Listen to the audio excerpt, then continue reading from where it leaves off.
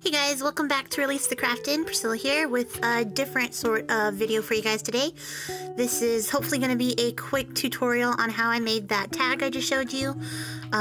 It's using one of Tim Holtz's stamps and the Distress Oxides and a couple of mermaid markers. So what you see here is I'm using the color Cracked Pistachio and Broken China, and I'm just spraying them with water straight onto my craft mat and just building up some layers on this tag.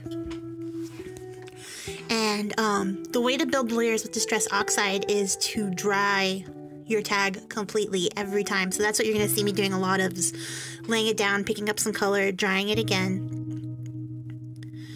And this way you get really beautiful layering effects on the background of your tags or your cards or whatever you choose to make. This is a tag that is probably going to go in a nature journal. I haven't really decided yet, but I started making the first one and then thought you guys might like to see how I use it. I just got some new Distress Oxides in, so I was just playing around with all the colors. Plus I just got that stamp from the Tim Holtz crayons, the Distress crayons that I bought at that Hobby Lobby clearance event. So, well, I say event, it wasn't an event. But anyways, so I'm done building the layers here. But then I decided to go back and add some more Cracked Pistachio because I didn't pick up any on the bottom. So that's what you're seeing me do here. So yeah, I'm just using the stamps that I got from that Distress crayon set. You can use any stamps you have on hand.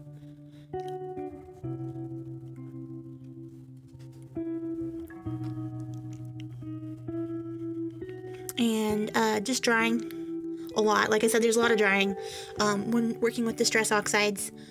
And then here I'm just adding Twisted Citron onto a stamp, a little background stamp, and adding that over the top just to add another layer of interest on the background, and cleaning off my stamp. And then I'm going to spray it with water. If you wait for them to dry, you'll get a crisper image and that oxidized effect. But if you do it while the ink is still wet, it kind of blends into the background a little bit because that ink moves really easily. So that's what I've done here, just to kind of make the whole background a little more homogeneous. It'll still do that cool oxidization effect too, and will add more visual interest to the background. And here I'm just edging the tag with some of the Cracked Pistachio. And then I think I'm gonna go grab that stamp. Nope, I'm gonna put a brad in, or not a brad, an eyelet.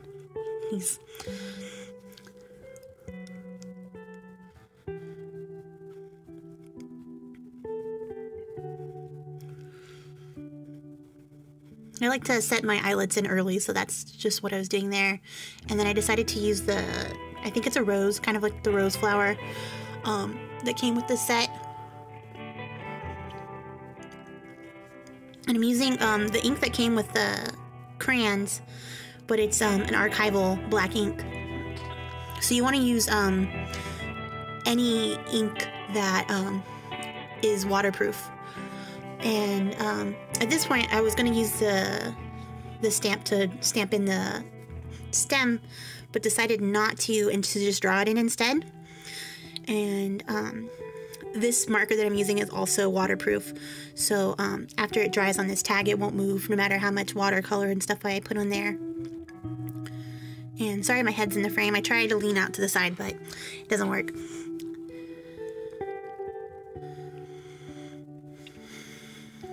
So I draw the two stems in, and then later you're going to see me come back and draw in a leaf because I want a leaf to be on the stamp like the other one, or on the tag like the other one, sorry. And then I'm going to use a Jane Davenport marker. This color's called Seaweed.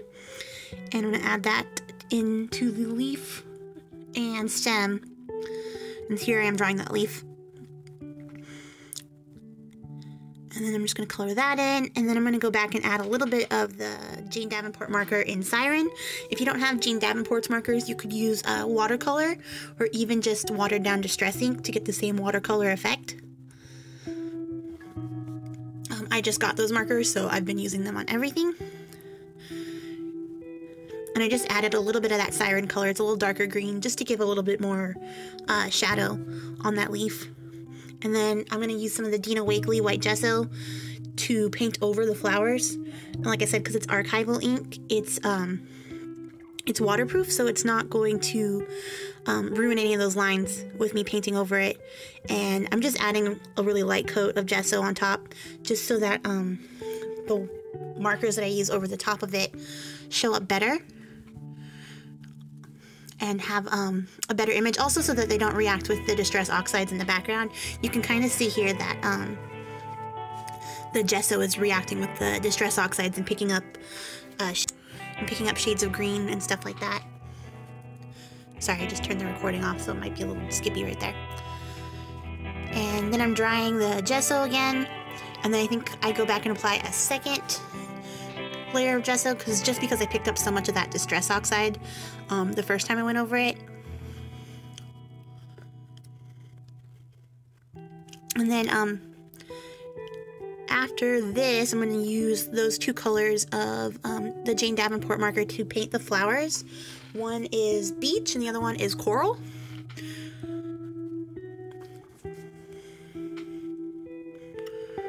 Just having a quick clean up there and drying it all off really well.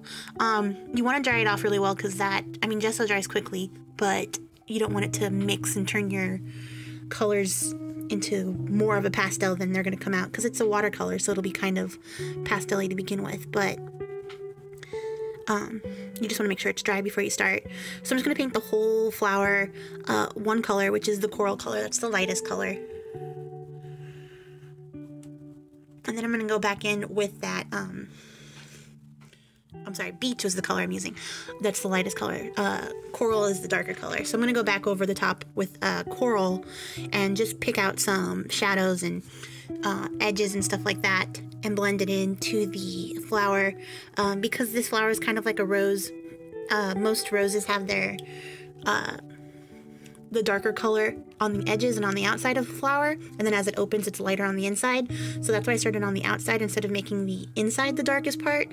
If it was like a sunflower or some other kind of flower, you could you would start on the center and make that part the darkest part. But for this flower in particular, I wanted it to be a little bit visually accurate, so I went on the outside of the edges and just make sure that the color underneath was still wet. And I'm using a water brush here to blend the colors together and just kind of adding in the color in places I think will overall enhance the image. And I know it's a lot of work for just a single tag, but it really pays off. The effects are really nice, and I think I'll make a couple more of them. I don't know when I'm going to actually put together this nature journal, but I thought that it might be sometime soon, and I know a lot of people are working on it now because it's about to be spring.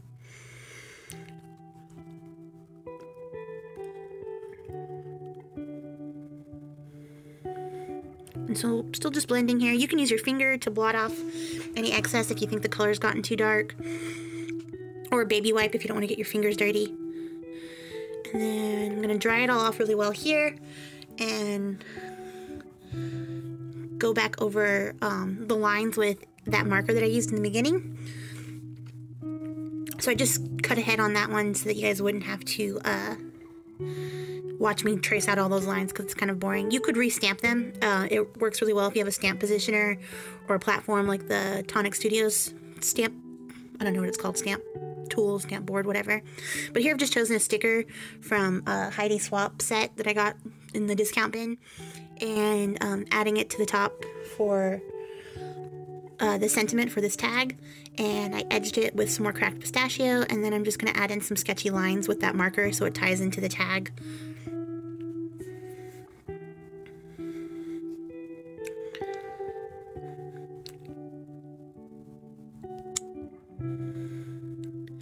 And then here I'm using a Uniball Signo white gel pen to add in some highlights on the flower. As this dries, that white will kind of knock back a little bit and pick up some of the color, but it'll still be there. And I think it adds a really nice subtle effect.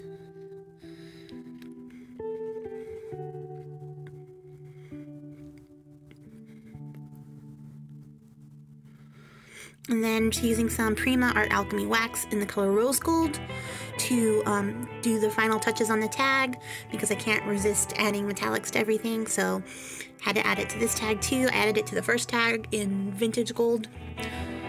And then just kind of lightly rubbing it over the surface of the tag just to kind of bring it all in so it all works out together. And then I'm going to add some twine and some gold like trim that I have. Can't find my scissors there. That's what the hand gesture was.